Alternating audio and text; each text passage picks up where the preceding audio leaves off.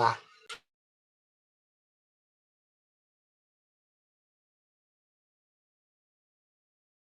อะไรอ่ะอะไรอ่ะ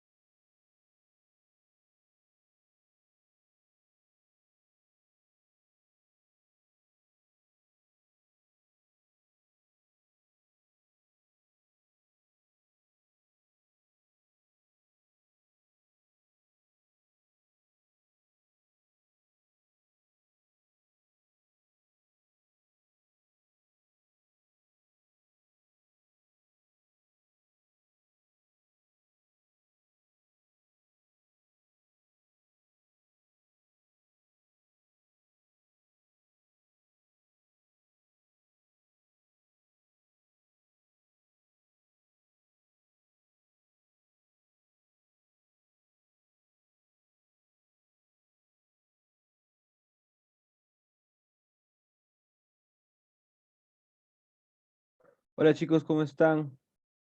Buenas tardes, prendan sus camaritas, vamos a pasar a asistencia.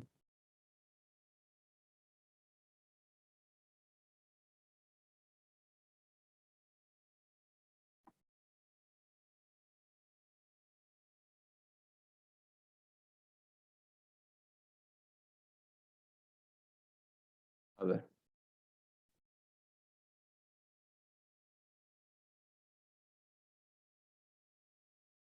Valeria, ahí estás. Vamos a ver, a ver, a ver, a ver, a ver. Ese. Summer también está. Maristel también está. René también está.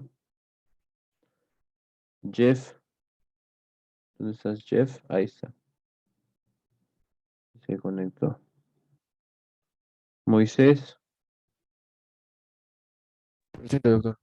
ahí está Moisés. ¿Qué tal? Paul Laura también. Jonathan Palomino, Ruth Rojas y Luis Ceballos.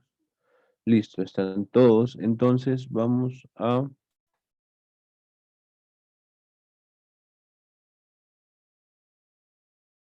ver en el sistema las notas. Aquí.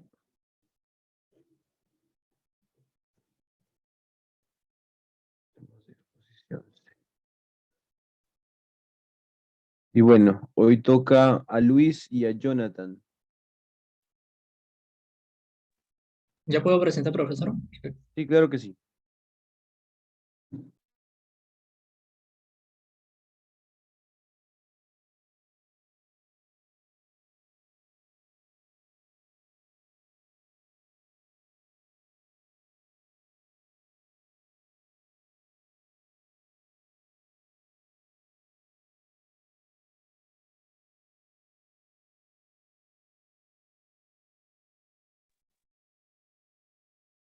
Listo, empezamos contigo, Jonathan. Va a empezar mi compañero Luis, profesor. Como eso. Valeria, ¿no les dije que no se podían repartir ¿No les dije que no se podían repartir? No, profesor. Ya. ¿Cómo? ¿Quién es Mi su, quién es compañero, su, quién es su docente el otro docente? El del sábado, creo que tienen ustedes clases, ¿verdad? ¿Quién el es? profesor Fajardo. Fajardo. Ya, voy a hablar con Lucho. A partir de ahora, a partir de hoy en adelante, ya bueno, no se los dije. Tengo tantos grupos que no me acuerdo a quién le dije, a quién no le dije, pero ya. A ver, a partir de ahora, nadie, absolutamente nadie, se puede repartir temas. Yo les dije, si es que yo digo que empieza Jonathan, empieza Jonathan. Si yo digo que la segunda día, pues Luis, sigue Luis. Y así vamos a trabajar. ¿Está bien? Le voy a decir en este instante a Lucho. ¿Ya? Ya, entonces, por esta vez, avancen como ¿Qué, profesor? ustedes han quedado. Ok. Ese yo que Va a empezar mi compañero Luis. Entonces, ¿qué le vamos a dar sobre en este caso, está mi persona y mi compañero Jonathan, el cual vamos a hablar sobre la displasia de cervix. Siguiente página, por favor. Con respecto a la displasia. Siguiente. Con respecto a la displasia de cervix, pues hay unos factores que le van a contar. Por ejemplo, esta puede ser o sea, como se que transmite directamente por contacto físico directo y no suele causar enfermedades evidentes, entonces asintomática, por lo tanto, el individuo no va a presentar síntomas evidentes como alguna irritación, fiebre, claro, en la etapa inicial, porque posteriormente sí es bastante peligroso. Asimismo, esta enfermedad pues básicamente ha coevolucionado, por lo tanto hay diferentes tipos de esta misma. En general hay 200 genotipos del virus del papiloma humano, entre los cuales se clasifican filogenéticamente, denominados alfa, beta, gamma, mu y nu, y así mismo como especies enumeradas, por ejemplo, alfa 1 o alfa 2. Siguiente. Siguiendo con la introducción, pues, de los distintos tipos que de este virus está el VPH16, el cual es uno de los más comunes y afecta en general a la población femenina, causa una gran variedad de cáncer, entre ellos el cáncer cervical invasivo. Asimismo, en este virus, pues, ocurre un largo espacio en el cual, cosa no, ocurre un espacio entre el momento que de la infección hasta la aparición del cáncer. Por lo tanto, esto es posible que el cribado sea un método eficaz para uno saber si está o no está con dicha enfermedad. Y pues para mencionar que durante los últimos 50 años, una prueba de Papa Nicolau ha sido el medio más efectivo, el cual ha reducido sustancialmente los casos de muerte por dicho cáncer. Siguiente. Ahora comenzamos con la nomenclatura y la clasificación, el cual para la clasificación histológica usualmente se usan dos tipos de escalas. La escala de neoplasia intraepitelial cervical o NIC, en el cual está clasificada del 1 al 3. Bueno, NIC es en español y SIN es en inglés, ya, pero esta base del 1 al 3, el cual el 1 se utiliza para displasia leve, el número 2 es para displasia moderada y el número 3 es para displasia grave o cáncer in situ.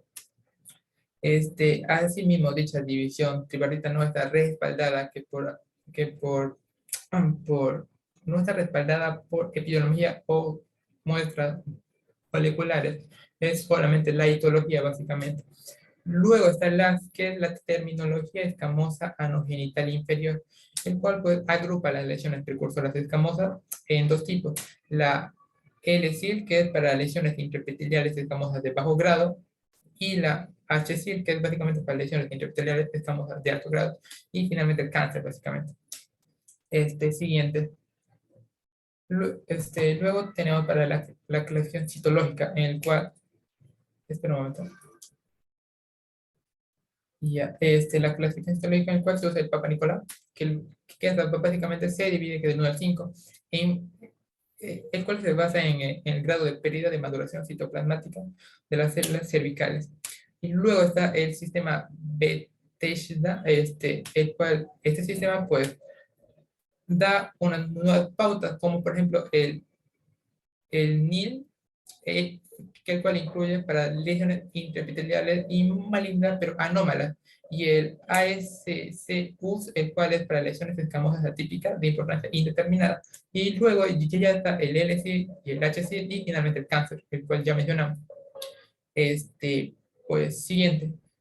Y luego está para la clasificación molecular, en el cual pues ya se usa, pues, el cual está dividida en un celo normal o sano, una infección por virus del papiloma humano, un precáncer, el cual significa que tiene altas posibilidades de contraer un cáncer posteriormente y finalmente el cáncer. Siguiente. Y pues la epidemiología, la carga mundial de cánceres específicos debido al virus del papiloma humano. Entre ellas, el más común y el que más afecta a la población es el cáncer de cuello uterino, el cual que del más de 1 millón de casos, casi la mitad eran productos del VPH y que ese número, casi 250.000, causaron muertes. Pues en mujeres, prácticamente. Luego hay otro tipo de cáncer, como el cáncer de ano, el cual de los 40.000 casos, 35.000 eran producidos por el VPH, dando un porcentaje de 88% en general. Y hay otros cánceres ya menos específicos, como el de vagina y vulva, el de pene, orofaringe, y el de la cavidad oral y laringe. Básicamente, eso distribuye los casos. Siguiente. Luego, con respecto a esos casos, pues básicamente las tasas de cuello uterino se deben a dos factores. Una es a la calidad de los programas de cribado de cáncer de cuello uterino en los diversos países. Por ejemplo, un país como Nueva Zelanda, en el cual su sistema su sistema de salubridad es más elevado, pues hay mejores programas y son más accesibles. En que en lugares como África, en el cual es bastante difícil siquiera ir a una consulta. Es que por eso que las cifras pues, aumentan en este tipo de lugares. Y otro de los factores era como la prevalencia de la infección del BPPH en el cuello uterino por la presencia de relaciones sexuales a una edad muy temprana, básicamente. Siguiente. Implicaciones para la medicina. Actualmente, pues, las pruebas más comunes son pruebas moleculares de muestras de tejido exfoliada o biopsiada del ADN o del ARN, que se utilizan para medir el nivel de infección actual en el que se encuentra dicho sujeto. Sin embargo, lo que uno esperaría sería una medición serológica más precisa. Sin embargo, estas son bastante limitadas. ¿Por qué? Porque estas probablemente están relacionadas con las características de evasión inmunológica que es propia del virus del papiloma humano, que lo cual evita que las pacientes se seroconviertan, o sea que básicamente produzcan anticuerpos. Esto no significa que no haya una respuesta. Sí hay, pero es una respuesta local básicamente y no una generalizada del cuerpo humano. Siguiente. Transmisión e incidencia. Como ya mencionó, esta infección, pues esta enfermedad pues, va de sujeto en sujeto, básicamente por vía de las relaciones sexuales, las cuales son bastante transmisibles y generalmente son asintomáticos, por lo que estas pasan desapercibidas en general. Asimismo, los estudios pues, indican que la incidencia de esta, pues, que va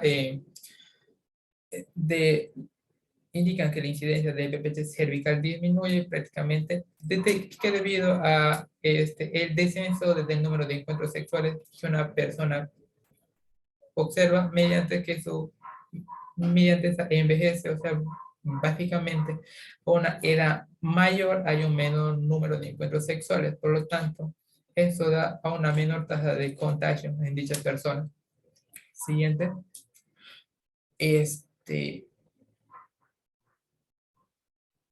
Retrocede uno, perdón. Con respecto a esta enfermedad, el virus tiene dos opciones: o se elimina por completo del tejido o se suprime mediante la acción inmunitaria de la célula. Entonces, si se suprime, llega a niveles en el cual una prueba ya llega a un nivel mediante el cual es indetectable para las pruebas de ADN sensible. A este periodo se le denomina latencia. Entonces, en este punto, uno no sabe si está o ya no está enfermo. Asimismo, una prueba de ADN o ARN positiva tras un resultado negativo anteriormente, significa que uno puede presentar una nueva infección o una reactivación de una infección ya latente dentro de uno mismo. Siguiente. Persistencia y prevalencia. Con respecto a esto, pues hay una correlación entre la primera edad del encuentro sexual, o sea, a la edad en la que uno da su primera, hay una relación entre la edad en la que uno da su primer encuentro sexual con contraer el virus del papiloma humano, porque están estrechamente relacionadas con el número de encuentros sexuales que una persona posee, básicamente. Y pues hay otra relación es inversamente entre los países más desarrollados con el número de casos. A un menor desarrollo hay un mayor número de casos e inversamente proporcional entre estos. Esto resume esta parte. Siguiente.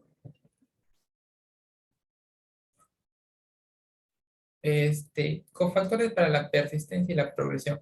Hay tres tipos de cofactores, entre los cuales están las variables virables de esta misma enfermedad.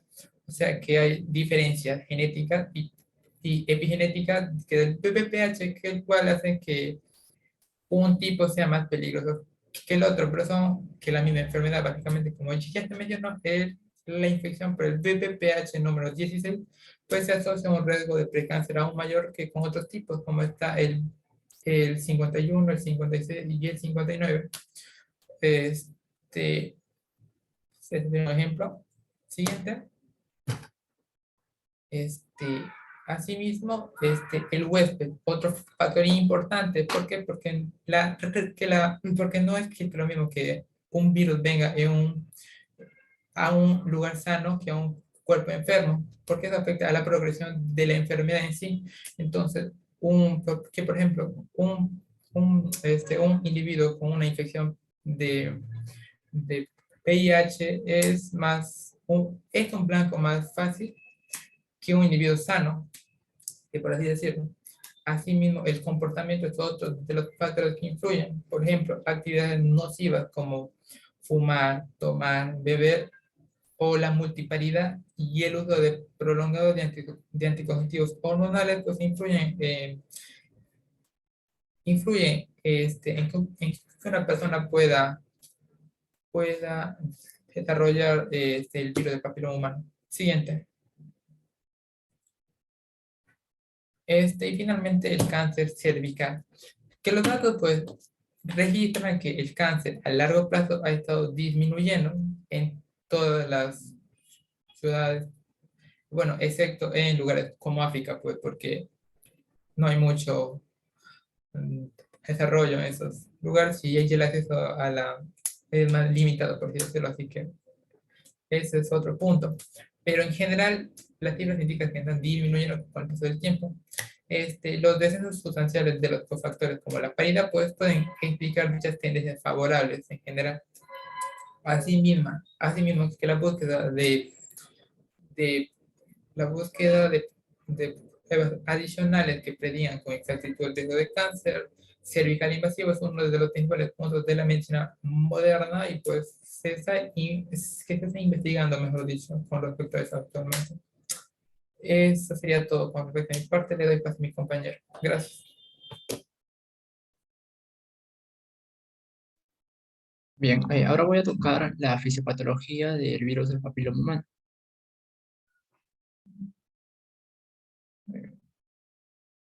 Ya, bueno, voy a comenzar diciendo que el virus del papiloma humano va a ser un virus que va a atacar principalmente a las células epiteliales. En este caso, como mi compañero explicó, el cáncer más común causado por este virus es el cáncer al cuello uterino. Entonces el virus va a atacar a esta región, principalmente a la zona de transición. Hay que recordar que en histología llevamos que en el cuello uterino va a haber una zona de transición donde se va a pasar de un epitelio simple a un epitelio estratificado, no queratinizado. Entonces, esta zona de transición donde pasan de un epitelio simple a un epitelio estratificado plano no queratinizado va a ser el punto donde va a atacar este virus. Y bueno, entonces, asimismo, en el artículo mencionan que el hospedador natural del VPH es el queratinocito. ¿Qué es lo que va a pasar? El virus va a comenzar infectando primero a las células de la capa cornificada, a los queratinocitos. Muy bien. Y aquí el virus va a tener proteínas tanto centrales y proteínas accesorias. Algunas proteínas centrales son, por ejemplo, la E1, la E2, la L1 y la L2 y también la E4. De estas proteínas centrales, la más importante es la L1 y L2, porque estas van a provocar la replicación del genoma del virus y van a provocar el ensamblaje del virus. ¿Esto qué significa? Que van a ser parte justamente del aumento o de la amplificación del virus que va a ocurrir en estas principales capas. Luego, las proteínas accesorias como la E4, la E5, la E6 y la E7 van a tener una función importante en las células, no en el virus, porque estas van a inhibir la apoptosis celular, bloqueando justamente a la P53 y va a bloquear también a otras funciones, de tal manera que va a provocar que la célula no pueda morir, o sea, la célula va a ser inmortalizada y el virus va a aprovechar, en este caso, para poder replicarse y poder aumentar. Bien, entonces aquí nos mencionan que la liberación de los viriones ocurren en las capas superficiales, justamente aquí, y en las capas medias En las capas medias va a provocarse la amplificación. La liberación ocurre en las capas superficiales y la amplificación y el genoma va a ocurrir en las capas medias justamente con las proteínas E4, E5, E6 y E7. Y en la capa ya más basal va a surgir o va a hacer una mantención del ADN del virus en forma episomal. Bien, asimismo, el virus va a atacar la parte basal, por lo cual se van a unir a unas selectinas que se encuentran en la membrana celular de estas células basales. El BPH va, como mi compañero también explicó, posee grupos de riesgo. Va a haber un grupo de alto riesgo, donde vamos a encontrar a los BPHs que va, como vemos en el cuadro inferior derecho, al BPH 16, al 18, 31, y hasta, como vemos aquí, hasta el 82, de los cuales el más importante va a ser el BPH 16, y vamos a tocar en la fisiopatología. Va a haber otros grupos de bajo riesgo, que van a ser BPH 6, 11, 40, etcétera, que justamente no van a provocar cáncer o no van a tener esa capacidad de ser precancerosos. Muy bien, entonces, los que pertenecen al grupo de alto riesgo van a impulsar la proliferación celular en la capa basal y en la capa parabasal, mientras que los que se encuentran en bajo riesgo van a impulsar la proliferación celular en la capa media, por lo que no pueden ser cancerosos. Muy bien, asimismo, la replicación del virus como tal no es suficientemente necesaria para que se mantenga el virus, para que pueda sobrevivir, ya que estos virus también necesitan parte de la célula y de los factores que las células van a justamente crear. Por eso se menciona que la amplificación virídica depende, la amplificación virídica, disculpe, depende de factores de replicación de la célula huésped, como uno de los factores es el ARN mensajero. Bien.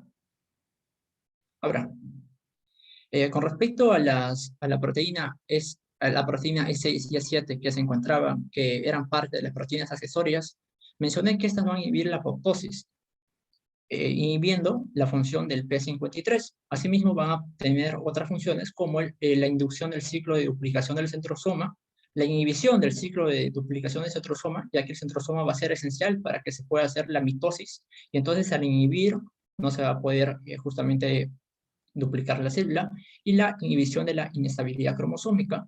Estas son las tres funciones principales que va a realizar justamente estas proteínas accesorias que van a ser producidas por el virus.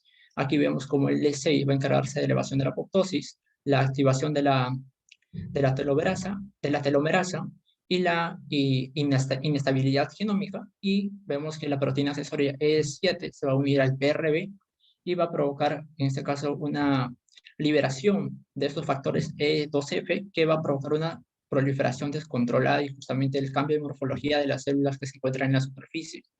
Asimismo, en el artículo mencionaban que existe una enzima llamada ApoB-C3G. Esta enzima va a actuar ayudando a la célula, muy bien, ya que pertenece al sistema de inmunidad innata.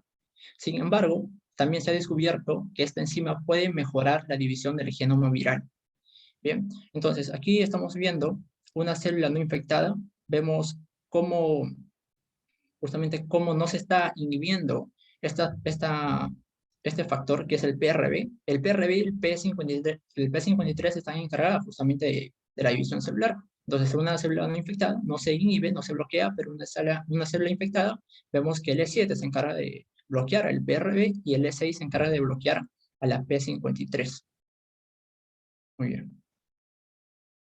Ahora, la respuesta del huésped a la infección por VPH del alto riesgo.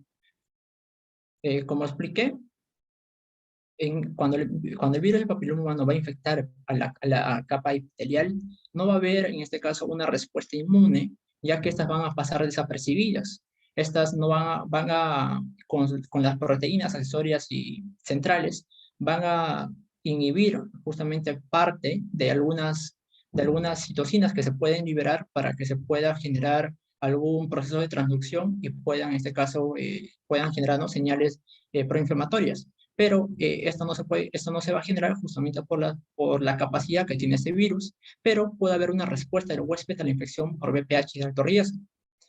Y bueno, aquí nos menciona, aquí lo que explico, que la infección del VPH es intraepitelial, por lo tanto no va a haber viremia, o sea, no va a haber presencia de virus en la sangre, no va a haber citólisis inducida por el virus, porque al contrario, esto van a provocar que las células Jonathan, es importante. O sea, ahorita chicos, yo no estoy participando en nada porque Jonathan ha hecho una exposición. Hasta ahorita estoy dictando esta clase desde las 7 y hasta ahorita esta es la fisiopatogenia más completa que me han presentado. Pero eso es importante. Cuéntame por qué no hay viremia. Yo ahorita voy a preguntarles a tus compañeros, no te preocupes si vamos a repasar otra vez todo lo que has dicho. Pero explícame otra vez eso de que no hay viremia. Bueno, había leído que no hay viremia porque las células viremia significa que no van a estar presentes en la sangre, pero también las células van a encargarse justamente, no, mejor dicho, el virus va a encargarse justamente de afectar de las células basales para arriba, por lo tanto va a alterar principalmente los queratinocitos, a las células a las células del estrato córneo y a las células del estrato córneo y a las otras capas, por lo que van a provocar justamente un cambio de morfología, pero no van a ingresar tanto a las células basales, había leído acerca de eso. Y que también Exacto. Y van a pasar acuérdate que, desapercibidas. exacto. No, ¿a qué te refieres con desapercibidas? Por ejemplo, las células de Langerhans no van a reconocer al virus. Depende, ¿no? O sea, depende de qué tan virulento sea el, el VPH que esté infectando. Pero Claro. sí, eso es importante, chicos, porque ustedes recuerden que este virus se va a replicar, pero justamente en esa región. No es que vaya el virus a ingresar a la sangre y nosotros lo podemos ver ahí. ¿Ya? Muy bien, continúa Jonathan. Bien. Asimismo, nos menciona que como la infección del virus del papiloma humano es intraepitelial, la replicación e inducción viral se va a disociar de la inflamación, o sea que no va a haber una respuesta inflamatoria ante lo que puede provocar el virus, porque como mencioné, no se va a provocar señales que se pueda liberar algunas interleucinas o interferones. Sin embargo, ¿Por esto sí va a qué? ser ¿Por qué? provocado ¿Por por qué, los estimado? ¿Por qué no se van a liberar esas señales? ¿Por qué no se van a dar esas señales? era porque, a ver, el virus pasaba desapercibido ante las células de Langerhans, ya que las células de Langerhans constituyen de las principales barreras del sistema inmune cuando infecta el VPH. Entonces, claro, las células Langerhans primero como son presentadoras de antígenos, estas necesitan hacer contacto con las células que forman parte del epitelio, y como mencioné que el virus va a alterar a estas células que forman parte del epitelio, las células Langerhans no van a poder hacer contacto. Esto lo voy a explicar en diapositivas posteriores. Tengo unas imágenes. A ver, está bien, lo puedes explicar, pero justo ahorita, a ver, Samer, activa tu micro. Doctor. Samer, muy buena respuesta. A ver, ¿podrías ampliarlo un poquito más acá, de manera oral? Claro, doctor, para eso tendríamos que empezar mencionando a los queratinocitos, ¿no? Porque estos son como, no sé decirlo, tal vez cámaras, porque son los encargados de vigilar, ¿no? Esos van a tener unos receptores PRR, que serían patrones de reconocimiento patológico, que van a reconocer a las moléculas pues, patológicas, ¿no? Y estas son van a reclutar a proteínas quinasas y van a iniciar una cascada de señalización, en el cual pues van a generar que se sintetice lo que es el interferón gamma. Y sabemos Espera, que el espera. interferón gamma, Ya. doctor, Está bien, no, está bien, está bien, está bien. sabemos que el interferón gamma va a reclutar primero que nada a los monocitos, en este caso serían las células de Langerhans, ¿no? Que serían células presentadoras de antígenos. Entonces, normalmente, Los monocitos son células de Langerhans. no, son monocitos, o sea, son monocitos, pero son de diferentes tipos, dependiendo del, del tejido en el que esté, ¿no? Las células del ángel se encuentran en este caso en el epitelio. Ya, ahí te ayudo porque lo estás haciendo muy bien. Recuerda que los monocitos, una vez que ingresan a los tejidos, unos se pueden quedar como tú muy bien has dicho, como vigilantes, ¿no? Cuando los monocitos ingresan a tejidos y se quedan ahí como células residentes, se convierten en macrófagos, ¿no es cierto? Entonces, estos macrófagos reciben el nombre dependiendo de dónde se encuentren. Como estamos hablando de epitelio, entonces aquí serían células de Langerhans. Estas células de Langerhans también tienen receptores de reconocimiento de patógenos, ¿no es cierto? Muy bien, Summer. ¿Continúo? Sí, sí, sí. Sí, entonces, estas células de Langerhans, lo que lo que van a hacer es que van a reconocer el antígeno y lo van a presentar, para que posteriormente vengan las células T y las células T citotóxicas, ¿no? A atacar específicamente a lo que sería el HBP. Pero, pues, ¿qué sucede en este caso? En este caso intervienen los genes E6 y E7, que yo diría que son los antagonistas de toda esta historia, porque van a interferir en esa cascada.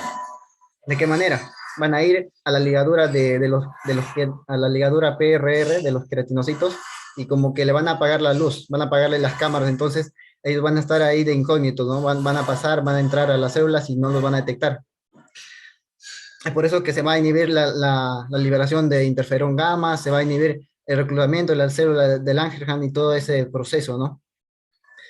Una evidencia de esto es que en los tejidos histopatológicos se menciona que se ha encontrado un número bastante disminuido de células de Langerhans cuando está infectado ese epitelio. ¿Por qué? Porque, como les digo, ¿no? Las células de Langerhans no van a estar avisadas de todo lo que sucede, entonces no van a migrar, ¿no? Y algo también a mencionar es que... No, los monocitos no van a ir al lugar de infección y por ende no se van a diferenciar en células de Langerhans. Pero perdón, es otra forma de decirlo, pero está bien, está bien, está bien. Las células de Langerhans están presentes ya en el epitelio, Claro, ya están presentes, pero acuérdate que lo que está que diciendo pasan Summer es, desapercibidos. claro, exacto, es que acuérdate que también las células de Langerhans también, cuando ustedes recuerden, chicos, hay señales quimiotácticas que van a, justamente el proceso inflamatorio va a enviar, ¿no es cierto? ¿Por qué? Porque hay una molécula importante que está asociada al PRR, que es el factor nuclear kappa beta, ¿no es cierto? Eso lo Este tenía en factor, PPTs posteriores. Eso justo ay, había explicado en el perdóname, siguiente PPT. perdóname, no te preocupes, Jonathan, yo si está ahí, yo, como te digo, tú eres hasta ahora de todas las exposiciones que he tenido, el que mejor fisiopatogenia está haciendo de esto. Por eso es que le di chance a Summer para que lo amplíe. Pero ya, continúa, Jonathan, no te preocupes. Ya bueno, a ver. Bien, entonces aquí vemos otra parte que es el estado antiviral. Y aquí va añadiendo, ¿no? Acotando lo que mi compañero Samer mencionó y el profesor, los queratinocitos van a expresar estos PRR que van a reclutar sinasas para poder activar factores de transcripción. Y estas van a generar, estos factores de transcripción van a ingresar a los queratinocitos, justamente van a dirigirse al núcleo y van a generar interferones gamma y citocinas.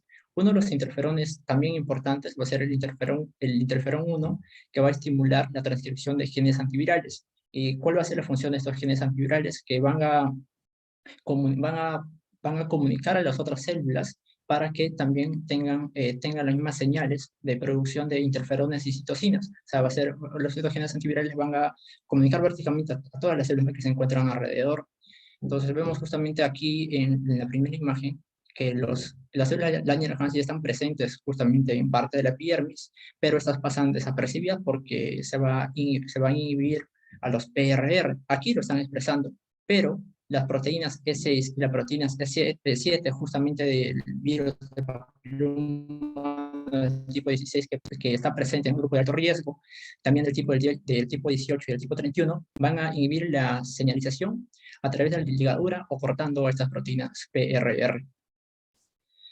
Asimismo, la proteína E6 y E7 del virus de papiloma humano más común, el 16, va a regular a la baja el ligando 20 de la quimiosina CC, que es necesario para el reclutamiento de Langerhans y caderina. Claro, la quimiosina CC, en el artículo mencionaba que estas quimiosinas se van a activar para hacer un contacto con las células Langerhans para que ellas se puedan acercar, y la caderina, ¿cuál era la función? De poder justamente unir las células Langerhans con parte de las células, para que se pueda presentar el antígeno, se tenía que unir las células Langerhans y parte de las células que se encuentran en el epidermis, ¿no? O el queratinocito. Entonces la cadenilla tenía esta función de adhesión, y esta va a ser inhibida por la E6 y la E7. Y como vemos en la imagen inferior, estamos viendo esta proteína RR, que tiene la capacidad de reconocer patrones moleculares asociados a patógenos. Y aquí podemos asumir que este puede ser un queratinocito, donde al reconocer nanopartículas o el virus del VPH va a liberar esos mediadores inflamatorios. Bien. Bien. Asimismo, las infecciones en los queratinocitos, las infecciones inicialmente detectables, requieren unas respuestas de las células T citotóxicas. Me refiero a que cuando el primer mecanismo de los queratinocitos va a ser justamente parte del sistema, parte de liberar el PRR, pero como estas van a ser inhibidas con la proteína E6 y E7, entonces van a pasar desapercibidas el virus, pero el virus por un momento puede ser reconocido por el sistema inmune. En este caso va a ser reconocido por las células T citotóxicas, como las células, la CD4 y la CD8, donde en jóvenes, cuando ya se desarrolla el cáncer, bien, va a superar el número de la CD25. ¿Cuál es la función de la CD25? De regular la cantidad de esa CD4 y CD8, porque estas en cantidad o estas cuando se multiplican van a provocar una mayor respuesta inflamatoria. Entonces, no va a ser algo favorable justamente para el tejido. Y como menciono, en un caso de cáncer van a ser mayores que la CD25, que esas células que van a regular. Y en los precánceres que empeoran van a presentar mayor cantidad de CD25, que van a comenzar a empeorar. Bien. Así mismo, voy a mencionar acerca del ambiente mucoso del huésped, donde en el final del artículo menciona que el entorno de las secreciones mucosas, las hormonas y principalmente la microbiota van a ser diferentes en el cuello uterino, en la vagina, en la vulva, el pene, el ano y la orofaringe. Es importante recordar que el VPH no solo va a afectar al cuello uterino, claro, es el principal lugar por lo cual se desarrolla mayor cantidad de cánceres, pero también puede afectar a la vagina, a la vulva y también a la orofaringe. Y el artículo menciona que va a haber una diferencia en la capacidad en cómo afectan gracias a la microbiota principalmente, ya que aquí se va a encontrar la alfa-defensina 5 humana o la HE5, que va a expresar, que se expresa poco en la unión escapolunar, o sea, estamos hablando de una unión donde el epitelio pasa del epitelio simple, un epitelio estratificado plano no queratinizado, se va a expresar poco, pero va a ser abundante en el epitelio cervicuterino y en el epitelio vaginal y vulvar.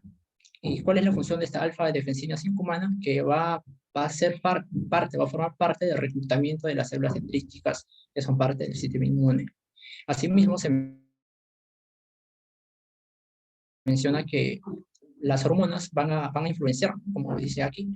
Entre ellas encontramos al estradiol, que va a promover la producción de interferones gamma, si no recuerdo, y también de citocinas proinflamatorias. Entonces aquí estamos viendo algunas alfa y beta defensinas que van a tener diferentes funciones como realizar una quimiotaxis para activar a los monocitos, a los mastocitos, a los neutrófilos, a las células T citotóxicas, a las células B, a los macrófagos y a las células dendríticas que mediante un reclutamiento y una quimiotaxis va a provocar la activación de estas células. Bien. Ya. Ahora, con respecto al diagnóstico, la prevención y tratamiento. Para el diagnóstico, está basado principalmente en la prueba de Papa Nicolau. Esta va a ser Jonathan, hay que dejarlo porque esa parte de diagnóstico, prevención y tratamiento no es parte del curso, pero está muy bien. Entonces, lo único que yo quisiera, entonces, para usarlo, para que tener un poquito, ha estado muy bien la exposición, Jonathan, te felicito, pero quiero justamente compartir un ratito el artículo para que ustedes vean unas cuantas cositas que tú lo has ampliado de manera correcta y me gustaría que los demás también lo hagan. Entonces, a ver, vamos a ver. Disculpen, está un poquito lenta la laptop.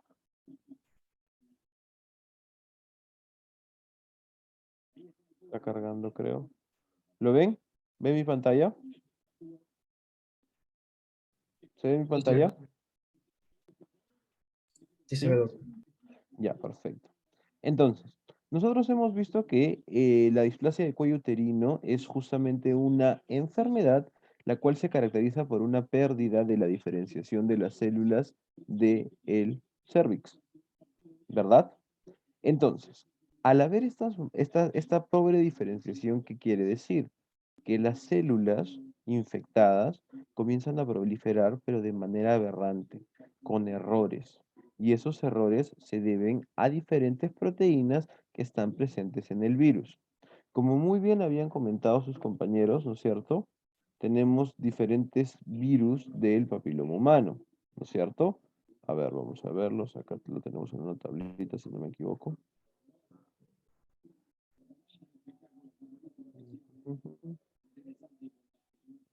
Listo.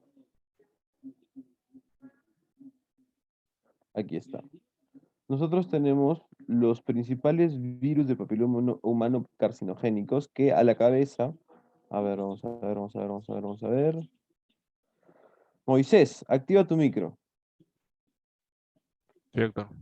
¿Me escuchas, verdad? Sí, doctor. De los virus aquí presentes, que son los que principalmente se asocian a ser de alto riesgo para displasia y cáncer, ¿cuál es el más importante? El de 16 creo que tenía más tendencia para hacer carcinoma, doctor. Eso lo mencionaron. Y el segundo, El segundo era, si no recuerdo, es el 18 creo, doctor. ¿seguro? Sí, doctor. 16 y Perfecto. el 18. 16 y 18. No es, chicos, que ese sea el más peligroso, sino que en realidad es el que más frecuentemente nosotros observamos. O sea, si tú hagas PCR y determinas qué tipo de virus del VPH está presente en esas lesiones en esos NICs o en ASCUS o cualquier lesión que tú veas que sea displásica en el cuello uterino, justamente la mayor probabilidad es que encuentres HVP hasta un 60%, ¿no es cierto? Entonces, vamos a ver que existen más de 200 tipos de virus de papiloma humano, pero estos virus de papiloma humano no todos son capaces de generar lesiones premalignas, no todos van a generar displasia, solo unos cuantos que son los que han enumerado aquí. Precisamente ustedes verán, chicas, si es que alguna vez se han vacunado contra el papiloma, existen diferentes vacunas que tienen diferente cantidad de serotipos contra estos VPH. Entonces, ¿de qué dependerá el hecho de que un papiloma, un VPH, sea más, genere mayor riesgo de displasia que otro? A ver, vamos a ver si han escuchado a sus compañeros. Maristel, activa tu micro, por favor. Uy, no, profe, no sabría. ¿No sabrías? A ver tú, Ruth, activa tu micro. De las proteínas que presenten, por ejemplo, la proteína E6 y la proteína E7 que iban a inhibir eh, la expresión para que el sistema inmunológico pueda detectarlo y atacar al virus. Perfecto. Entonces, una última pregunta contigo, Ruth. Entonces, los VPHs que no son de alto riesgo, digamos un 6, un 4, un 11, ¿no tienen proteína de 6 y de 7?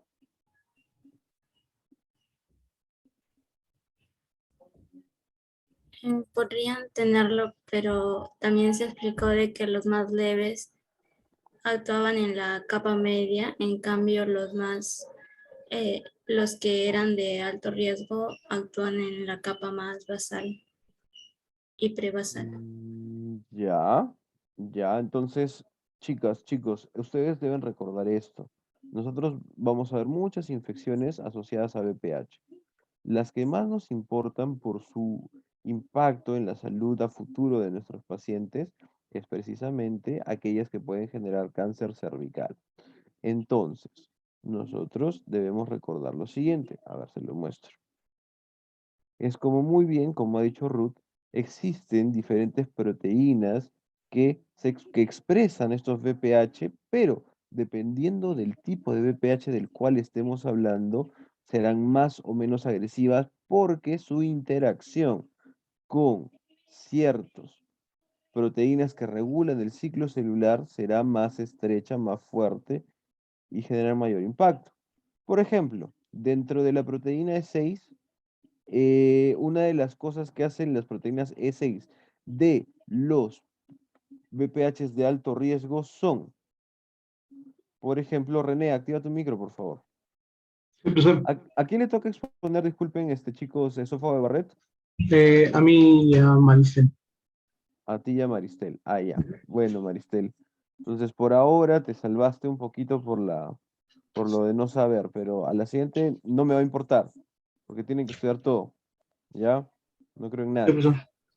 A ver, Summer sí había revisado muy bien, lo felicito. Vamos contigo, Valeria. A ver, activa tu micro. Sí. Es que te iba a Sí, hacer una pregunta profesor. media malvada, por eso es que como es tu tema, entonces vamos a hacerlo más tranquilo. Entonces, cuéntame, Valeria, ¿qué es lo que hace la P53? Ah, no me acuerdo, profesor. Ya, acá dice que la unión a la ubiquitina ligasa eh, interactúa en este caso con la E6AP. ¿Qué genera esa interacción de la proteína E6 con la ubiquitina ligasa E6AP? ¿Mm? Valeria. Ah, o sea, esto, si no me equivoco, va a inhibir la P53, Mm, mm, ¿no? No, no me acuerdo. Profesor, disculpe, había leído más el otro artículo, la verdad. ya Perdón. ven, ya ven. Es que ese es el detalle, chicos. O sea, ¿qué van a hacer cuando venga un paciente y ustedes le digan, señor, la verdad es que usted tiene un cuadro complicado"? ¿Por qué, doctor? Porque justo lo que usted tiene no lo estudié en la universidad. Porque estudié el otro tema. ¿Así le vas a decir? No. La vida te da revanchas, obviamente. Y van a hablar de este tema más adelante en gineco.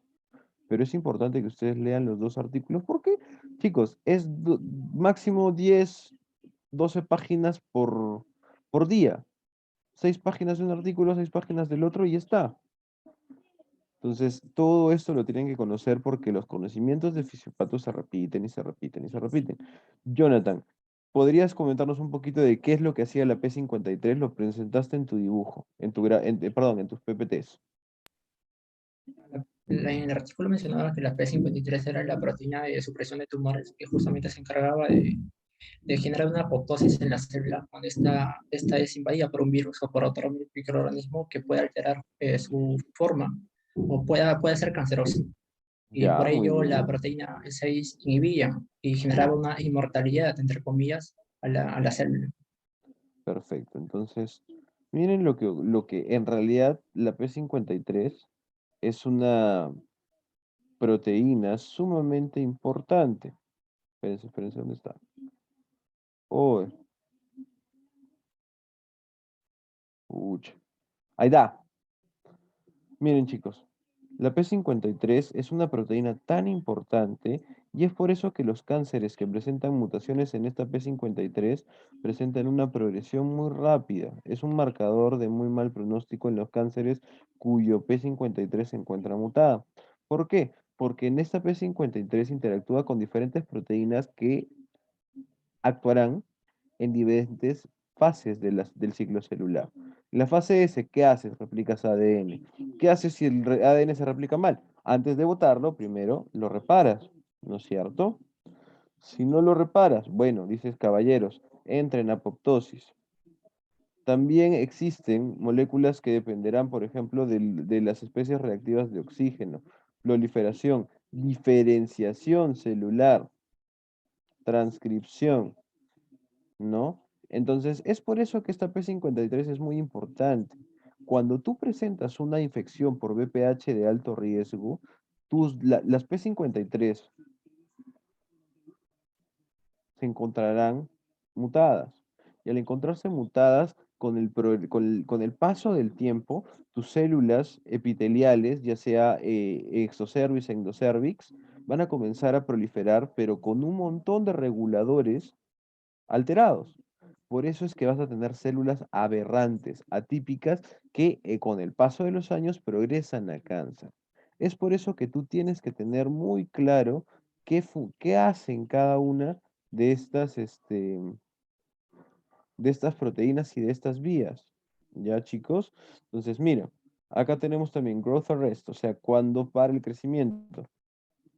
bypaseado el ADN dañado. O sea, obviamente una célula no tendría por qué proliferar si es que tiene el ADN dañado, porque tenemos demasiadas chaperonas, demasiadas moléculas que controlan este ADN, pero gracias a la proteína 6 se verá alterado este proceso. Diferenciación de queratinocitos, inhibido, que ya lo explicó muy bien Jonathan y también Summer. La actividad de las telomerasas, el MIC. Entonces, estas son vías que vamos a ver. Por ejemplo, modulación de señalización. Esta ya la hemos visto. Por lo menos con el doctor Fajardo la han debido ver cuando hablaron de hiperplasia con atipia de endometrio. Porque acuérdense que ¿cuál era uno de los factores que predisponían? ¿Quién hizo hiperplasia endometrial, chicos?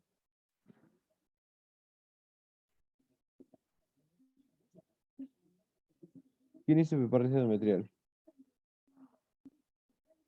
Ah, no me dicen, ya yo lo busco.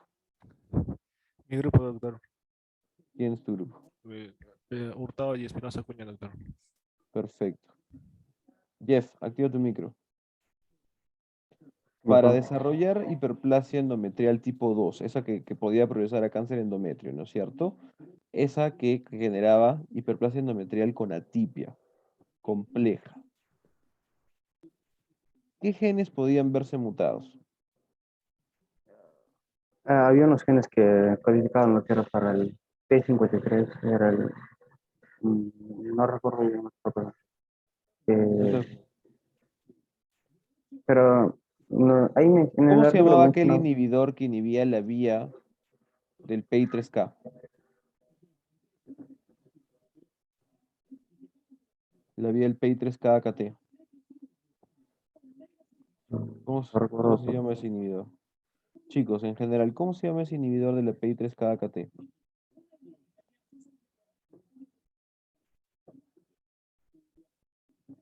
Ya ven, y eso está aquí en el artículo, porque es la vía del PI3K-AKT. Este AKT es un protooncogen, que al verse mutado hará que las células comienzan a dividirse a lo bestia. Por eso es que tienen que estar reguladas. ¿Por quién? Por el PETEN. Ustedes ya lo han visto, justo en hiperplasia de endometrio. Entonces, las vías son importantes que ustedes las estudien, así como ha hecho Jonathan. Jonathan, toda esa información de las vías que estaban alteradas por la interacción de las proteínas E6 y E7 con estructuras de la misma, de las células del cervix, no estaban en el artículo. Jonathan las ha buscado aparte y las ha explicado de tal manera que tú entiendas el por qué cuando tú te infectas con BPH puedes llegar hasta cáncer de cuello uterino. ¿Está bien? Entonces, Jonathan, te felicito. Has hecho una muy buena exposición. ¿Ya? Ha estado muy bien. Jonathan. Profesor, ya no puedo continuar con mi diagnóstico, tratamiento y prevención. Es que estamos Pero- justo con el tiempo en contra. Mira, ya son las 4:10 y tenemos otra exposición. Ya. Pero ha estado muy bien la exposición. ¿Ya? Entonces, vamos a continuar con esófago de Barrett.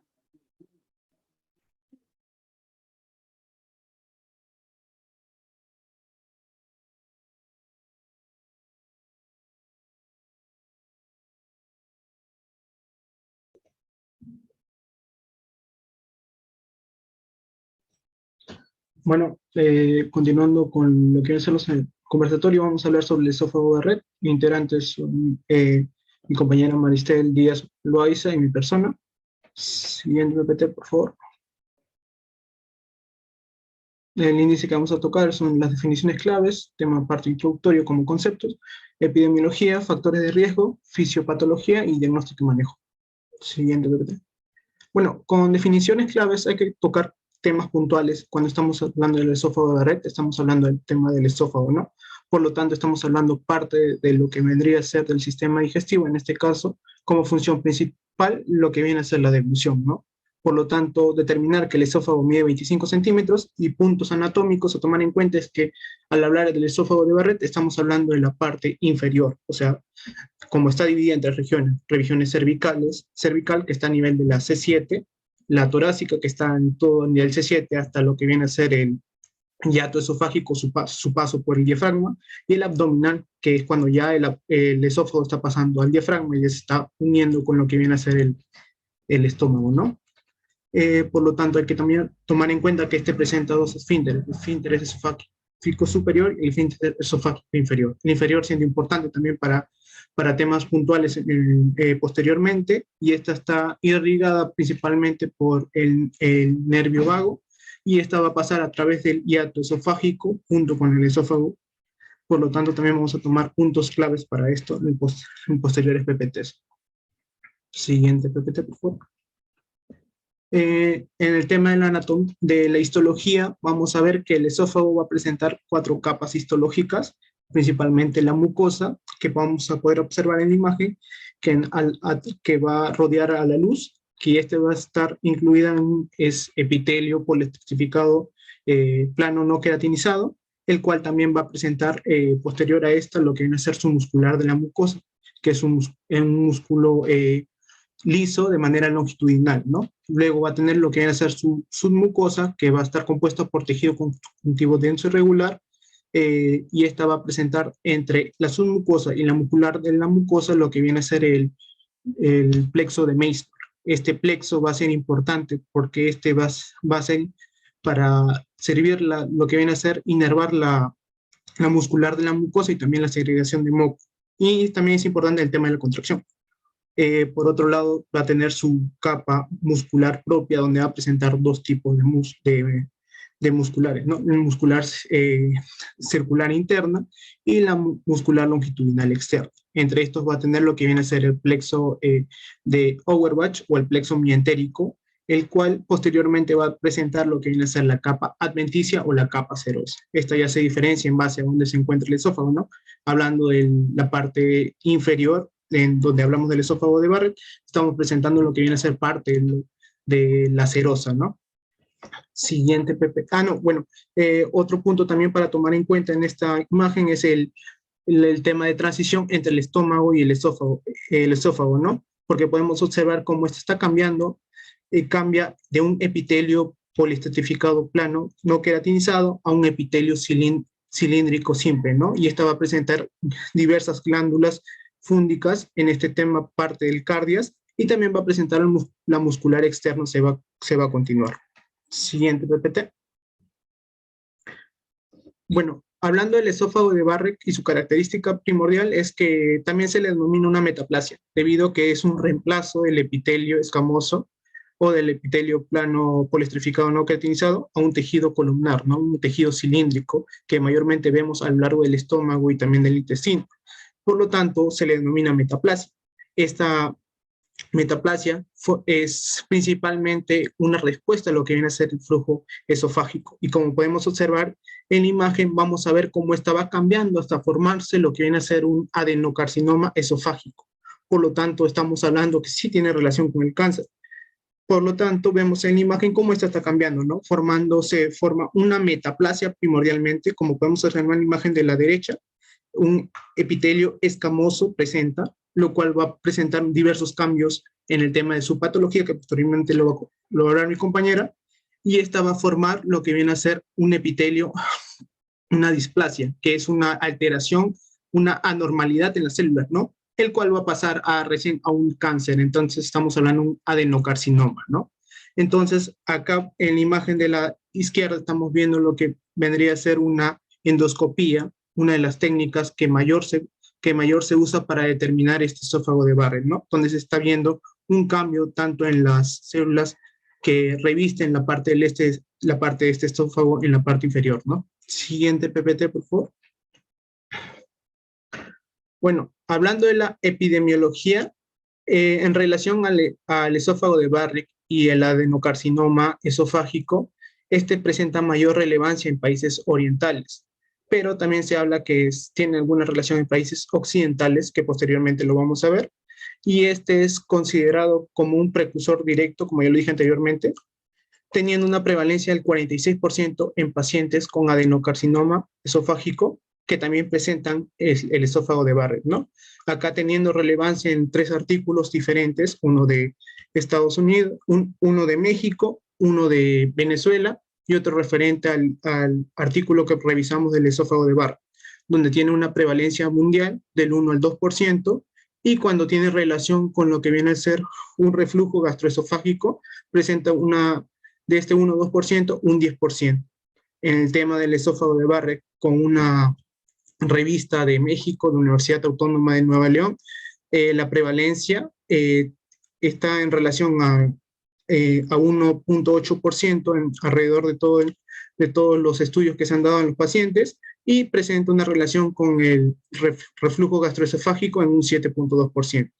Y referente a una revista venezolana, nos habla de que en temas contrarios se dio un estudio en lo que viene a ser reflujo gastroesofágico, donde los pacientes presentaban un 20% esta enfermedad, y también presentaban una predisección del esófago de Barrett en un 10%. Siguiente PPT. Bueno, como factores de riesgo, primordialmente el artículo nos refería que tenían una mayor prevalencia en hombres, siendo 2 a 3 veces mayores en hombres el esófago de Barrett que en las mujeres.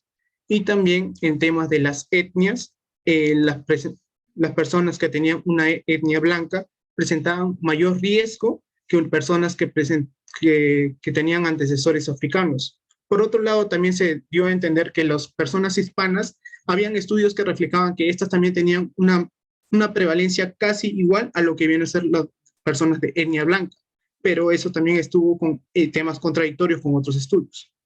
Por otro lado, para tomar en cuenta, como ya lo dijimos anteriormente, la prevalencia se daba del esófago de Barrett, se daba en lo que vienen a ser países occidentales, pero teniendo en cuenta estudios orientales, se vio que en Asia presentaban 1.3% de personas con esta enfermedad, ¿no? Bastante bajo, pero sí se presentaba también en este continente, ¿no? Por otro lado, también en el tema de la edad, presentaba una mayor prevalencia, casi igual que el tema de la prevalencia en temas de sexo, también se presentaban que eran 2 a 3 veces mayor en personas más adultas, ¿no? Por cada persona que presentaba lo que viene a ser a cada 10 años, presentaba una prevalencia de un 50%, incluso un 100% más de probabilidad de traer lo que viene a ser el esófago de Barrett. Siguiente PPT. Y bueno, con el tema de los estilos de vida, vamos a ver que el tabaquismo también es una de las principales causas por el cual se da un factor de riesgo por el cual se da el esófago de Barrett, donde se habla que personas fumadoras, ya sean personas actuales o personas que hayan sido fumadoras o personas que simplemente son fumadores pasivos, presentan una mayor prevalencia, un 50% aproximadamente, de contraer este esófago de Barrett, principalmente porque el tabaco aumenta lo que es el estrés oxidativo, ¿no? Y en este caso estamos hablando de la destrucción de las células. Por otro lado, también en el tema de la dieta, estamos hablando de que en su mayoría las personas que mayor consumen vegetales presentan menos riesgo de tener lo que viene a ser el esófago de Barrett, pero las personas que consumen o están propensas a consumir lo que viene a ser carnes rojas o carnes procesadas, estas también presentan un aumento en lo que viene a ser poder tener esófago de Barrett, debido a que las carnes procesadas contienen nitrito, y estos nitritos presentan también, se unen a lo que viene a ser agentes químicos y producen lo que viene a ser cánceres.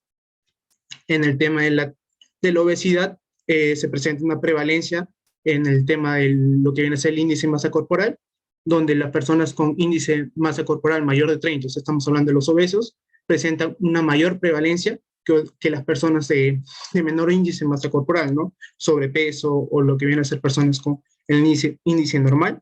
Y también se estaba hablando de que estas podrían no tener enfermedad de Barrett en diferentes disposiciones. O sea, cuando estamos hablando de una obesidad de tipo troncal, o sea, de que la obesidad es intraabdominal, sí se presenta mayor riesgo que una persona de obesidad de otro tipo. Por lo tanto, una persona que no tiene ese tipo de obesidad también no podría tener esófago de Barrett. Y en base al alcoholismo también se estaban dando estudios contradictorios, donde estudios hablaban de que el alcoholismo no estaba asociado a lo que viene a ser el esófago de Barrett, y otros estudios que sí, y otros estudios hablaban de diferentes tipos de alcoholes, tantos como el vino, como una protección a lo que viene a ser nuestro epitelio de revestimiento, y otros como alcoholes fuertes que aumentan el riesgo del esófago de Barrett. Alcoholes fuertes, ya estamos hablando del tema de una lesión a nivel del esófago, ¿no? Siguiente PPT. Ya, ahí René, vamos a parar un ratito. Quiero preguntar. Paul, activa tu micro. Sí, doctor. Paul, ¿me podrías decir entonces qué es una metaplasia? Una metaplasia, si no me equivoco, era el intercambio. O sea, bueno, o sea, de lo que se me olvida el nombre del epitelio, disculpe, pero o sea, el esófago tiene un epitelio diferente a lo que es el estómago, ¿no? En el caso de la metaplasia, es que ese epitelio normal del esófago cambia por uno que sea similar al del estómago. Y lo que el compañero comentó es que esto se daba por el exceso de reflujo, ¿no? La acidez del estómago. Eso sería, doctor. ¿Qué es una metaplasia? Defínela. Sería el cambio epitelial, un cambio epitelial. O sea, como la displasia. No, no, no. Bueno, es lo que entendí, doctor, disculpe. O sea, era como que un cambio en la forma del epitelio. A ver, Summer. Se podría mencionar que es el cambio morfológico del tejido, en este caso el epitelial, ¿no? Porque pasa, creo, de epitelio perdón, escamoso a epitelio cilíndrico, ¿no? La displasia también es un cambio morfológico, ¿no es cierto? La displasia, creo que tiene que ver más con el aumento indiscriminado. Un aumento, A una ver, más o menos. René, ¿cuál es la definición de displasia entonces? La displasia es como dijo un compañero, es un aumento y también un cambio normal, a diferencia de la metaplasia. La metaplasia es un cambio, pero se sigue manteniendo el número. No, Eso es lo que yo había leído. no. Eso es lo que dice Jonathan, es lo correcto. Jonathan, dilo. La metaplasia, lo tenía entendido que es un reemplazo de tejido por otro, y una displasia es un cambio morfológico de las células. Claro, Acuérdate, René, que me olvidé mencionar que el cáncer de cuello uterino era una displasia. No, no, no. El cáncer de cuello uterino es un cáncer. Las lesiones Las premalignas son lesiones una eran una displasia. displasia. Muy bien. Entonces, acuérdate, René, que tú estás reemplazando un epitelio escamoso, que es un tejido maduro, ¿no? Ujú. Por otro tejido maduro, ¿me entiendes? Entonces es un cambio de un tejido maduro por otro tejido maduro, a diferencia de la displasia, que esta displasia es justamente células poco diferenciadas, ¿no? No es nada. Si tú sacas la biopsia de un esófago de Barrett, vas a ver células intestinales, donde deberían haber esofágicas. En cambio, en las cervicales no encuentras nada. Son simplemente cervicales aberrantes. ¿Me dejo entender? Segunda pregunta, capciosita. A ver, Valeria, activa tu micro. ¿Para qué te fuiste delegada? Tu culpa. A ver, vale, Creo que igual me cuéntame. iba a decir que sea delegada. Vale, a ver, cuéntame. ¿Cuál es la etiología del esófago de Barrett? Biología, la cosa del esófago de Barrett. Es más que todo lo que sería el reflujo gástrico. Muy bien, muy bien. El reflujo gástrico. Entonces, acá sí tenemos, chicos, una etiología, que es justamente el contacto del epitelio escamoso con el reflujo tanto gástrico, o sea, el ácido clorhídrico, pero también la bilis, ¿no es cierto? Las sales biliares que pueden dañar. Entonces, ese daño pueden activar genes, que obviamente no voy a spoilear, no te preocupes, solamente lo comento. Pueden justamente activar genes que se encuentran, por así decirlo, dormidos en aquellas células que no entran en contacto con esos componentes. ¿Verdad, Maristel? Que eso tú lo vas a explicar. Entonces, una cosa totalmente distinta es etiología a factores de riesgo, ¿no? Entonces, una cosa es qué es lo que causa, ¿no? Y otra cosa es qué predispone, que hace que tengas mayor riesgo de generar una enfermedad. Por ejemplo, en displasia de cuello uterino, etiología, BPH, de cajón. Pero factores de riesgo, tabaquismo, estrato socioeconómico bajo, África subsahariana, no acudir a tus controles de salud, ¿verdad? Esos son factores de riesgo. Pero no vas a hacer absolutamente nada. Puedes tú ser fumadora, puedes vivir en Lesoto si quieres, todo lo que tú quieras. Pero mientras no tengas BPH, no vas a hacer displasia de cuello uterino. Entonces acá también es importante, chicos, hay factores que predisponen, ¿no? Que tendrán que ver mucho con el tono del esfínter esofágico inferior. Muy bien, René, continúa. Disculpa que te haya interrumpido. Sí. Bueno, con el referente al reflujo gastroesofágico, estamos hablando de factores asociados, porque el tema del reflujo gastroesofágico va a producir una lesión a nivel de lo que viene a ser a nivel de la relación entre lo que es el esófago y el estómago, ¿no? Y en ese estamos hablando de lesiones que van a activar procesos inflamatorios que van a ser primordiales para el tema del esófago de Barrett, alteraciones fisiológicas, como el tema de que la presión, en este caso estamos hablando de lo que viene a ser la presión del esfínter esofágico interno, sería menor a lo que viene a ser la presión intraestomacal. Por lo tanto, acá también estamos viendo también procesos en el tema de lo que viene a ser la inervación, tanto parasimpática y simpática. Estamos viendo alteraciones en esto, por lo tanto, también se va a producir una relajación de lo que viene a ser este esfínter, ¿no? Y también el aumento de los ácidos grasos, el aumento de la bilis. Por lo tanto, también posteriormente vamos a hablar de medicamentos en el tema de los ácidos grasos, ¿no? Y también síntomas de acidez estomacal y regurgitación. Eso también pueden producir riesgos del que se dé un esófago de Barrett.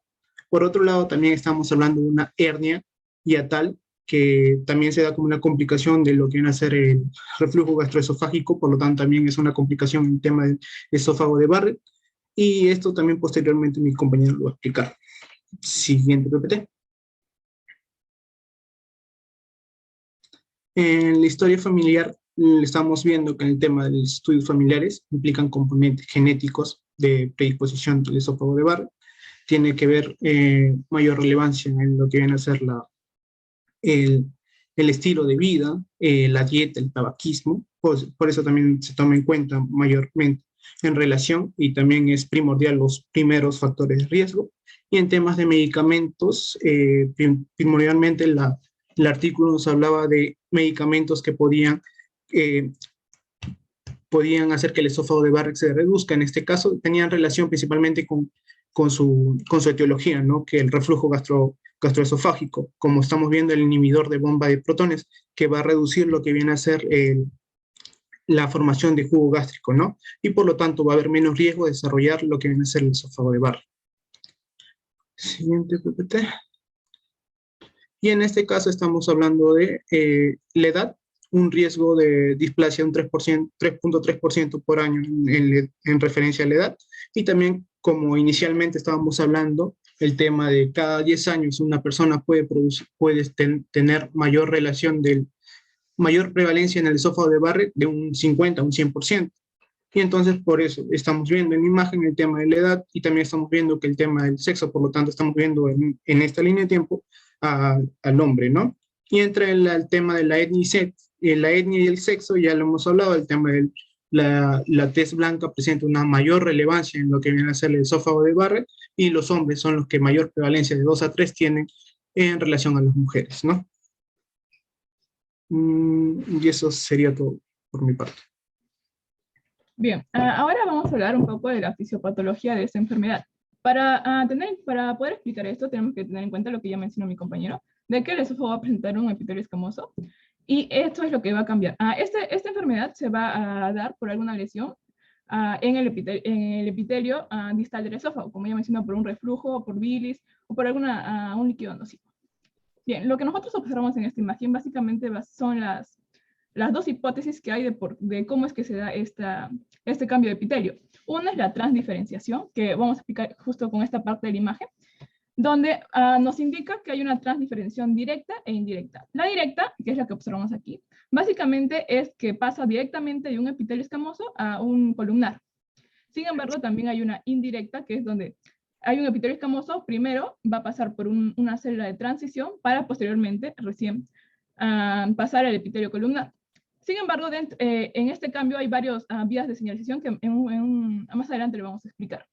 Bien, esta es una de las hipótesis. Sin embargo, hay otra hipótesis que vamos a explicarlo con esta parte de la imagen, que es el transcompromiso, donde básicamente nos indican que las células madres, que son las que observamos aquí en circulitos, van a migrar hacia el esófago distal, desarrollándose en este. Por ejemplo, en esta parte de aquí nosotros vemos se evidencian las células progenitoras de lo que es la parte gástrica, y vemos cómo estas han migrado hacia el esófago distal y van a desarrollarse en estas. También existe la hipótesis que las células madres de las glándulas del mismo esófago pueden migrar y desarrollarse en estas. De igual manera, existe que migran lo que son las células madres de la conjunción escamocolumnar, que también pueden migrar y desarrollarse en esto. Pero para que esto suceda, la segunda hipótesis, que es la de la migración de células madres, es la más, se puede decir, certera, o la que explica el por qué existe una gran cantidad de células, una cantidad de distintos tipos de células en el esófago de Barrett, ya que en estas no solo se ve en epitelio columnar, sino que también podemos encontrar células caliciformes, células especializadas en la secreción de mucina, entre otros. Esto básicamente es un resumen de lo que voy a explicar a continuación, donde se van a observar todas las vías de señalización que se van a tocar. Bien, pero para entender esto tenemos que saber muy bien qué es esta vía de señalización, la del Sonix y la del Notch, que vamos a explicar a continuación. Bien, vamos a empezar por la vía de señalización Sonix Head-Edge. Vamos a decirlo Sonix para ayudar a la comprensión. Bien, esta vía de señalización va a ser importante en la diferenciación celular, y por eso es que forma un papel tan importante en esta enfermedad. En esta imagen nosotros podemos observar, en primer lugar, que el factor iniciante, se puede decir, o como ya mencionó la etiología, vendría a ser un reflujo. Este reflujo lo que va a causar es una injuria. Una injuria. Este reflujo no solamente puede ser reflujo, sino que puede ser un daño por el bilis, como ya mencionaron. Bien. Esto lo que va a producir es que en las células escamosas se desarrolle esta vía de señalización Sonix. Bien. Esto va a activar dos señalizaciones importantes. Lo que va a hacer es va a aumentar la producción y la transcripción de lo que es el FOXA2, que es básicamente un gen de transcripción que está relacionado con la diferenciación de lo que es el epitelio gástrico. Pero también va a hacer que se active lo que es el BMP4, que lo que va a hacer es desarrollar el SOX9, lo cual vemos que todo esto sucede en lo que es el epitelio escamoso. Pero este SOX9 junto con el FOXA2, lo que van a hacer aquí es que van a activar la mucina 2, y también van a activar lo que es el citocromo 8, lo cual va a producir un cambio en el epitelio. Como vemos aquí, todo este proceso de la vía de transmisión Sonix se está dando en un epitelio escamoso. Sin embargo, cuando sucede toda esta alteración, que es gracias al reflujo, lo que va a pasar es que va a cambiar a un epitelio columnar. Y esto es lo que básicamente sucede, o es una de las vías más importantes en esta patología, ya que vemos por qué se genera el cambio. Cuando sucede esta patología, este sistema de Sonix lo que va a hacer es aumentar. Sin embargo, hay otra vía de señalización que lo que hace es reducirse, se puede decir. Como observamos aquí, cuando pasa todo esto de reflujo, vemos que la vía que acabo de explicar, que es esta, está aumentando. Sin embargo, hay otra vía importante que lo que hace que está disminuyendo. Y esa vía básicamente es esta, es la que vemos aquí en estos momentos. Aquí nosotros observamos que el ácido, que por ejemplo en el reflujo, lo que va a hacer es inhibir todo este proceso. También existe que se puede inhibir por el DAP, que es básicamente un inhibidor de la secretasa, pero ya entonces se puede inhibir por estos dos medios. Esto va a promover lo que es va a promover lo que es la proliferación celular, y va a inhibir los factores de transcripción, que es el GES y el HRT. Esto lo que va es la proliferación va a inhibir estos factores de transcripción. Lo que va a pasar aquí es que al inhibirse va a aumentar lo que es el HOTCH1.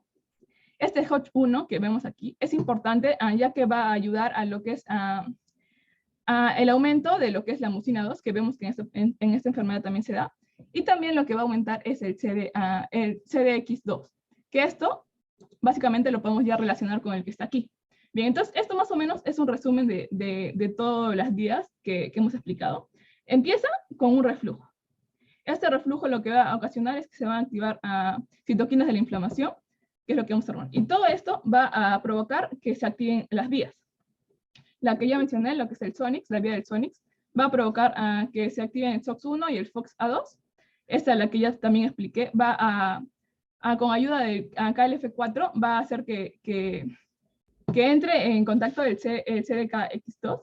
Y sin embargo, no hemos explicado esta vía de señalización, que es el BMP-SMAD. No encontré una imagen justo de esta vía, pero básicamente lo que hace es formar un conjunto, un complejo, que va a tener como componente lo que es el CX2, que ya se obtuvo de, por ejemplo, de esta vía de señalización.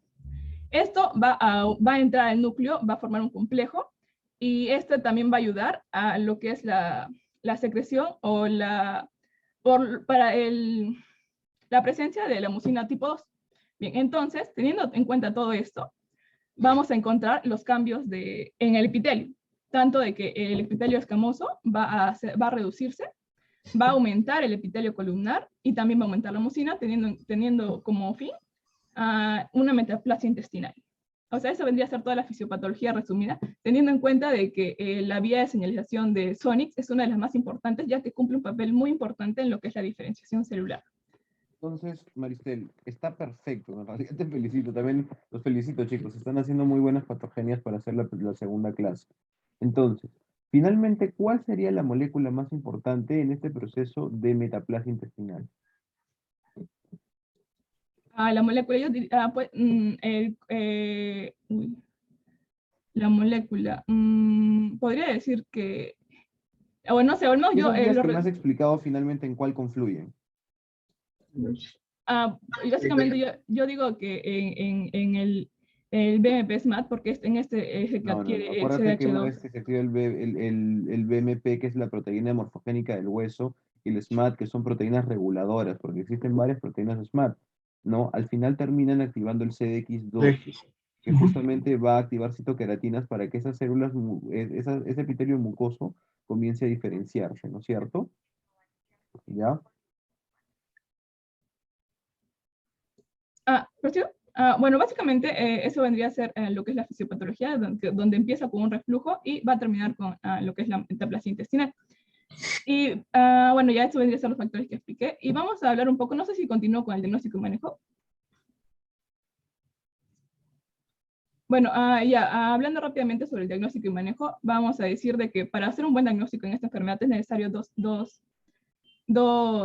pruebas, que vendría a ser una biopsia necesariamente, una biopsia histopatológica, y también lo que es un diagnóstico que es una prueba que es el esofagastro-duodenoscopia, y es necesario estas dos porque con una sola no se va a poder hacer un diagnóstico certero de la patología. En base a estos dos exámenes, esta patología puede dividirse, se puede decir, en cinco, disculpen. Una es el esófago de Barrett no displásico, uno el indefinido, uno el de bajo riesgo, alto riesgo, y ya por último el adenocarcinoma esofágico, que es como que de las 5 clasificaciones el más grave, se puede decir. En el caso de que tenga un no displásico, la sencilla razón va a ser revisión entre 3 a 5 años, porque el mismo hecho de que salió no displásico. Sin embargo, si sale una indefinida, se puede decir el manejo es repetir la prueba del esófago gastroduodenoscopia entre los 3 y 6 meses. También una supresión de ácidos. Estaba hablándote con el micro apagado. No, te decía que ahí está bien. O sea, está bien, chicos, que ustedes repasen el diagnóstico y manejo. Perfecto, pero acuérdense que esto es fisiopato. Lo que quiero evitar es que ustedes crean que esta también es parte del curso y de repente lo estudien, que les quite tiempo. Ya cuando ustedes lleven gastro, van a ver ERGE. Y en ERGE van a hablar de esto. Ya en fármaco van a ver manejo de todos estos cuadros, lo cual está muy bien. ¿Ya? Pero aquí no. Aquí no. No es porque esté mal, sino porque quiero evitar confusiones. Ya, igualito contigo, Jonathan. Entonces, es importante, a ver, regresa, es importante recordar lo anterior. A ver, regresa. Entonces, chicos, estamos viendo que justamente ese proceso inflamatorio desencadenado por el ácido clorhídrico, las sales biliares, va a generar justamente un reseteo de esas células, ¿no es cierto? ¿Cuáles son las células que principalmente tienen esa capacidad pluripotencial, Maristel? Disculpe, no lo escuché bien, se me entrecortó. ¿Cuáles ¿Cuál son es esas células que tienen esa capacidad pluripotencial para diferenciarse a las células intestinales? ¿A las células madres se refiere? Muy bien, las células madre, excelente, ¿no? Entonces, es por eso, chicos, que en realidad este artículo de Esófago Barrett es bastante interesante, porque cuando salió, justamente fue cuando más o menos descubrieron esa parte de las células madre a nivel esofágico. Y eso explicaba justamente el hecho de la metaplasia intestinal, porque justamente ante el estímulo del ácido clorhídrico y las sales biliares, estas células madre se comienzan a diferenciar. Y es por eso que nosotros vemos esa metaplasia luego de un periodo prolongado ante estos estímulos de el ácido clorhídrico y las sales biliares. Y finalmente, como muy bien lo han puesto las vías, ¿no? Importante el notch, ¿no es cierto? Y porque al final confluirá en la activación del CDX2, que es quien finalmente activará factores que diferenciarán a la célula, pero también es importante el Sonic Hedgehog. ¿Por qué? Porque el Sonic Hedgehog, sí, chicos, es una molécula muy importante en la diferenciación celular que en realidad tiene mucha importancia desde el desarrollo embriogénico. Pacientes que tienen mutaciones desde el inicio del Sonic Hedgehog tienen eh, problemas severos. Existe una enfermedad que también es una metaplasia, pero mucho, 1000 veces peor que que la, que el esófago Barrett, que es la osteogénesis imperfecta. Y justamente se debe precisamente a la mutación del Sonic Hedgehog. ¿Ya?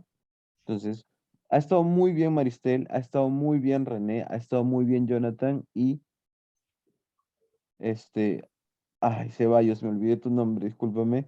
Luis Enrique, ¿ves? Te iba a decir Luis, no sé qué. Entonces, Luis Enrique, muy bien. Han estado muy bien las exposiciones y los felicito. Lo único que no me ha gustado es que, a excepción de Summer, se me han recontrarrelajado. No es amenaza, es promesa. A la siguiente, al expositor lo siento y, o sea, lo siento de simplemente ya no habla por un periodo de tiempo y los voy a poner a hablar a ustedes. Vale, me parece que no has revisado. Ni tú tampoco, Paul. Ruth, perdóname, Ruth, tú también sí me respondiste las preguntas, pero no con tanta seguridad como me hubiera gustado. ¿Ya? Entonces, chicos, me gustan mucho las exposiciones, no tanto las participaciones en general. Eso es algo que se tienen que acostumbrar en Fisiopato. ¿Ya? Pero ha estado muy bien. Luis Enrique, Jonathan, Maristel y René ha estado muy bien. A la siguiente sí, ahora sí te lo estoy prometiendo también. La siguiente que se repartan las exposiciones, se jodieron, ¿ah? De verdad, porque lo han hecho muy bien. Pero quiero saber si lo pueden hacer así de bien, aprendiéndose toditito el tema. ¿Ya? Muy bien, chicos. Entonces, resumiendo la clase de hoy, hemos visto procesos en los cuales ante una noxa, ante una infección, puede generar cambios. Esos cambios pueden ser o aberrantes, llevando a una displasia, células indiferenciadas, que con un proceso que nunca se cura, y que seguramente lo iba a mencionar Jonathan, pero no te preocupes, Jonathan, vas a tener tu revancha en gineco, porque en el último capítulo de gineco se habla de las neoplasias y ahí una muy importante es el cáncer de cuello uterino. Entonces, ahí van a hablar de cómo es el manejo, porque existen guías de manejo para cáncer de cuello uterino dependiendo de la lesión que se encuentra. La conización, el conolip y todo lo demás. ¿Ya? ¿Ibas a hablar de eso? Más que nada el diagnóstico, prevención y tratamiento. En el diagnóstico, la prueba de Papa Ujú. Nicolau y 3 pruebas más. En El el, Papa tra- Nicolau, la citología, y claro, la también citología del cervix. estaba, claro. Todo eso, eso es en gineco, no te preocupes. Van a llegar a eso en algún momento, pero ahorita me interesa más la parte de fisiopatología, ¿ya? Y en lo que respecta a la metaplasia, hemos visto que la presencia de células madre, ¿no? pueden llevar ante los estímulos correctos, que vendría a ser las sales biliares y el ácido clorhídrico, a diferenciarse. ¿Y cuál es el problema del esófago de Barrett? En realidad, muchas veces ninguno. El problema está en que, ¿qué pasa si es que ese esófago de Barrett continúa progresando, René? ¿En qué puede culminar? En tramo final, en un adenocarcinoma esofágico. Pero antes va Excelente. a producir una displasia, ¿no? Claro. Primero, o sea, esa metaplasia después puede llegar a displasia, no siempre, pero puede ser. Y esa displasia puede culminar en un adenocarcinoma de esófago. Y el adenocarcinoma de esófago, Eh, chicos, es... En el ¿sí? artículo mencionaba también 3 vías, una tradicional, una vía rápida y una vía de duplicación para que ésta se forme. Y en la vía de duplicación se forma directamente un adenocarcinoma. Exacto. Por eso es que ustedes van a ver que no siempre el esófago de Barrett es la lesión que precede al adenocarcinoma. Algunas veces. Entonces, es importante, chicos, que recuerden eso. Pero bueno, ahora nos hemos enfocado en lo que vendría a ser adaptaciones celulares. El día sábado, con el doctor Fajardo, les va a tocar infarto agudo de miocardio. Luchito sabe bastante de cardio. Bastante, bastante, bastante, bastante. Así que quien le toque, repase. Y cicatriz queloide es fácil, solamente que ahí cuando Maristel me dijo que no encontró una imagen de la vía de las SMAT, bueno, ustedes, chicos, que van a hacer esa exposición, demuéstrenle que se equivocó, porque si hay imagen de la vía de las SMAT. Es más, las proteínas SMAT son muy importantes en la cicatriz queloide, ¿ya? Y es muy importante, utilicemos también cicatriz queloide, ¿saben para qué? Para que nosotros nos desasnemos, incluyéndome a mí, ¿no? En cómo funcionan las vitaminas. Entonces, una cicatriz, ¿qué tipo de tejido tienen, chicos? ¿Qué tipo de tejido es una cicatriz? Tejido con C empieza y termina con onectivo. Tejido conectivo, ¿no es cierto? ¿Y el tejido conectivo por qué está compuesto? Colágeno. ¿Cómo se sintetiza el colágeno? Creo que eran 3 aminoácidos. Acuérdate que es una Tocolágeno, proteína. procolágeno. Claro, ¿y cuál es el rol de la vitamina C en eso? ¿Lo conocen? Para, creo, la unión de estos, formar un buen enlace. Ya ven, eso es algo que quiero que revisen para la exposición de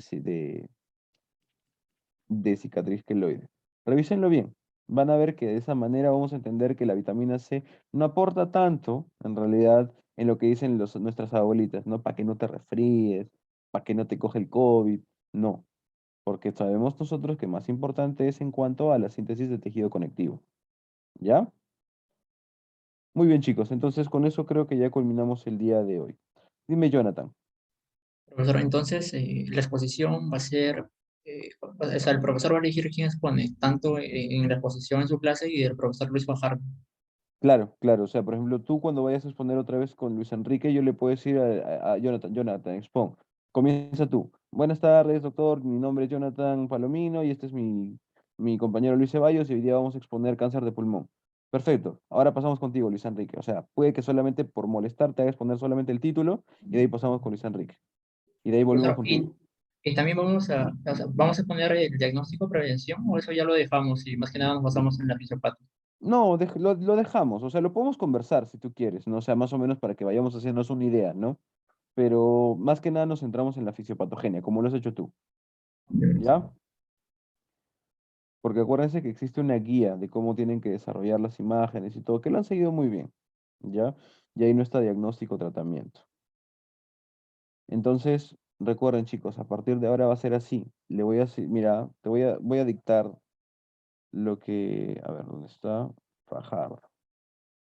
Le voy a escribir, Luchito, el día sábado con el grupo C, no dejes que se repartan los temas.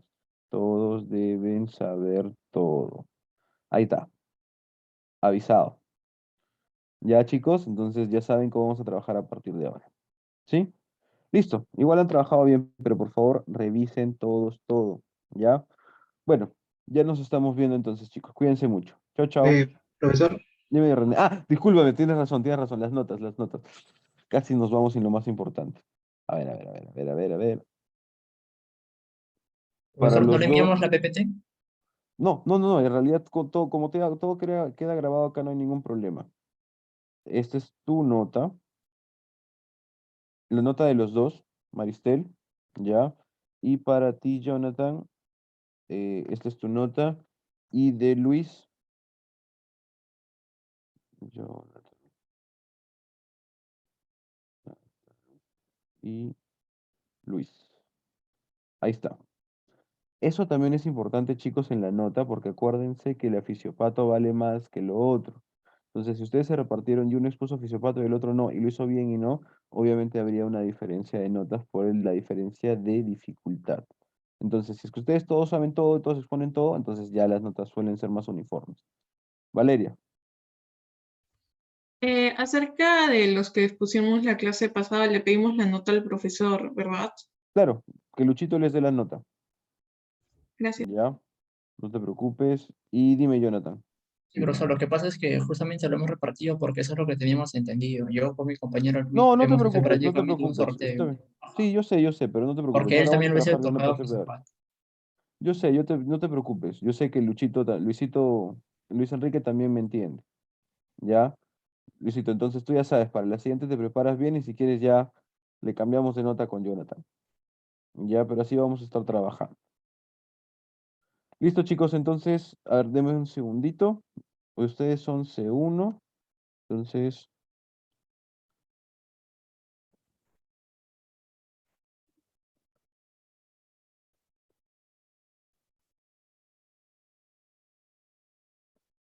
listo. Entonces ya está. Ahora sí, nos podemos ir. Cuídense mucho, chicos. Ya nos vemos el próximo jueves, porque, y eso me estaba olvidando, Valeria, eh, según facultad sí se debe recuperar Semana Santa. Ya, entonces, dime. Profesor, ¿usted qué va a hacer el día jueves? ¿No podemos tener o todos van a salir o algo para hacerlo el mismo día, el mismo El día horario? jueves, en realidad a mí sí me gustaría, pero ¿sabes cuál es el problema? Es que por ley, quien trabaja feriados y domingos pagan doble. Entonces, por eso es que la universidad no deja hacer feriados, no nos dejan trabajar. Por eso es que, sí, espérate, acá queda entre nosotros. Chao, grabación.